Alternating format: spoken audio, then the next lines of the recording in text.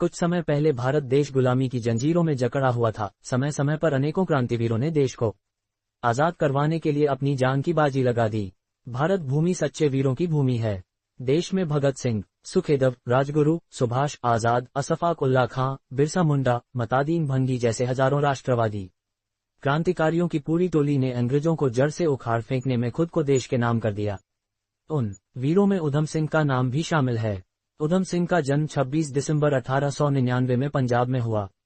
उसके पिताजी का नाम टहल सिंह उर्फ तेजपाल तथा उनकी माताजी का नाम नारायण कौर था। उधम सिंह का बचपन का नाम शेर सिंह तथा उनके भाई का नाम मुक्ता सिंह था। दोनों भाइयों का बचपन अनाथालय में गुजरा। 1917 में बड़े भाई का देहांत हो गया।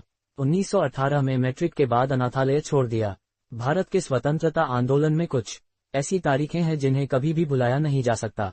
13 अप्रैल 1919 को अमृतसर के जलियांवाला बाग में घटी घटना को याद करके आज भी अंग्रेजों की क्रूर अत्याचार की तस्वीर हमें झकझोर कर रख देती है। अंग्रेजों ने भारत में रोल्ट एक्ट लागू कर दिया था। इसको काला कानून भी कहा जाता है, जिसे बिना अपील, बिना दलील, बिना वकील का कानून भी कहते हैं। अमृतसर के जलियांवाला बाग में रोल्ट एक्ट के विरोध में 13 अप्रैल 1919 को एक बैठक का आयोजन किया गया।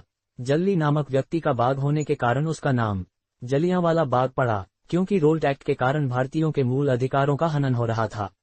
बाग में हो रही सभा के बारे में हंसराज पंडित ने जनरल डायर की मुखबिरी की। जनरल डायर अपने सैनिकों को लेकर जलियांवाला बाग में गया और वहां पर जनसभा कर रहे निहत्थे लोगों पर अंधाधुंध फायरिंग शुरू कर दी। लोग अपनी जान बचाने के लिए कुएं में कूदने लगे, क्योंकि बाग को सैनिकों ने चारों तरफ से घेर लिया था और बाग में आने जाने का एक ही रास्ता था। देखते ही देखते वहां लाशों के ढेर लग गए। इस सारी घटना के बारे में जैसे ही उधम सिंह को पता चला, वह घटनास्थल पर पहुंचा और उसने जनरल डायर की क्रूरता को नजदीक से देखा। जनरल डायर ने ऐसा कोलाहल मचाया था जिससे सुनने मात्र से ही कंपकपी चढ़ जाती है। इस कत्लेआम ने उधम सिंह के दिल में गहरा घाव कर दिया और खून से रंगी मिट्टी को माथे पर लगाकर इस कत्लेआम का बदला लेने की कसम खाए। जनरल डायर रिटायरमेंट के बाद लंदन चला गया, लेकिन उधम सिंह के मन में बदले की आग धू धू कर जल रही थी। उधम सिंह लकड़ी के ठेकेदार के साथ अफ्रीका गए, फिर वहां से अमेरिका चले गए। उधम सिंह ने विभिन्न नामों से अफ्रीका, नैरोबी, ब्राजील और अमेरिका की यात्रा की। दोबारा भारत में आने पर उन्होंने अपना नाम राम मोहम्मद सिंह आजाद रख लिया, जो चारों धर्मों का प्रतीक है। फिर 1934 में उधम सिंह लंदन गए और वहीं पर वे 9 एल्डर स्ट्रीट कमर्शियल रोड पर रहने लगे। लंदन में नौकरी करने लगे। कहते हैं कि एक बार ड्वायर की लड़की ने पूछा, आप यहाँ क्या करने आए हो? तो उन्होंने जवाब दिया कि मैं आपके पिताजी को मारने आया हूँ। लड़की ने हंसकर जवाब दिया कि आप तो पागल हो। लेकिन उसको क्या पता था कि उधम सिंह के दिल में अपने सैकड़ों भाई बहनों की मौत का बदला लेना था। यहाँ एक बात समझने की है कि एक नौकर अपने मालिक को किसी भी समय मार सकता है, लेकिन उधम सिंह ने उसे छुपकर नहीं मारा, क्योंकि उसे पता था कि यदि वह ऐसा करेगा तो पूरी दुनिया से नौकरों या मजदूरों से विश्वास उठ जाएगा। इसलिए उन्होंने सभा में जनरल ड्वायर बहुत ही नजदीक से मारा। उधम सिंह ने अपनी कसम को 13 मार्च 1940 में पूरा किया। आखिरकार सैकड़ों मासूम लोगों की हत्या का बदला उधम सिंह ने ले लिया था। जनरल ड्वायर की हत्या से उनकी 13 अप्रैल 1919 में ली हुई कसम पूरी हुई। एक विशेष अदालत में मुकदमा चला। अदालत में उधम सिंह ने अपने सिर को ऊंचा रखते हुए इस हत्या को स्वीकार किया और कहा, मुझे इस कार्य पर गर्व है।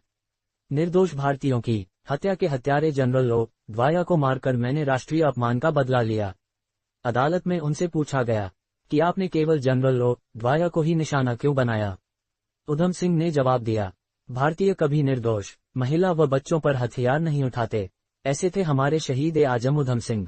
अंग्रेजी अदालत ने उधम सिंह को फांसी की सजा सुनाई। उधम सिंह ने फांसी के फंदे को हंसते हंसते स्वीकार कर लिया। उधम सिंह के इस बलिदान को भारत कभी भी भुला नहीं सकता। उधम सिंह ने अपनी प्रतिज्ञा पूरी करके दुनिया के अत्याचारियों को संदेश दिया है कि भारतीय वीर अत्याचारियों को बख्शा नहीं करते।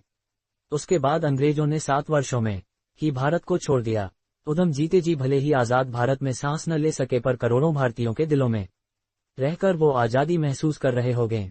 वर्तमान में नेता अपने पूर्वजों की जयंती जोर शोर से मनाने में लाखों रुपये खर्च देते हैं, परंतु सच्चे क्रांतिकारी बिरसा मुंडा, खुदीराम बोस, बहादुर शाह जफर, झलकारी बाई से लेकर सुभाष चंद्र बोस तक बहुत ही कम याद किया जाता है।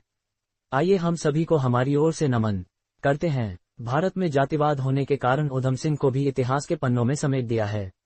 निश्चित तौर पर यह उनकी जाति के कारण ही हुआ है। लगता है साहित्यकारों में भी जातिवाद आ गया है, इसलिए उनकी कलम क्रांतिकारियों में जाति देखने लगी है। पर मैं तो लिखना चाहूंगा, उधम सिंह यदि जनरल वाया को भारत में ही मार देते, जितना उनके बारे में आज लिखा है शायद वो भी नहीं मिलता। उन्होंने जनरल वाया को लंदन में मारा, इसलिए इतिहास मजबूरी में थोड़ा बहुत लिखना पड़ा।